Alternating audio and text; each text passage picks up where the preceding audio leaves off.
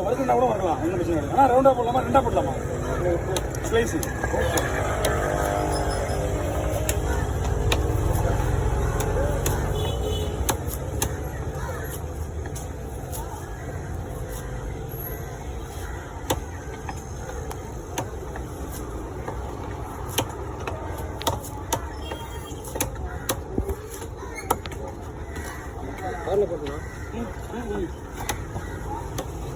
எல்லாம் முடிவு நீங்கள் எடுங்க. 3க்கு க்ளீன் பண்ணிட்டு வெட்டிங்களா? நல்லா இருக்காது. நல்லா அழகாக இருக்கும்.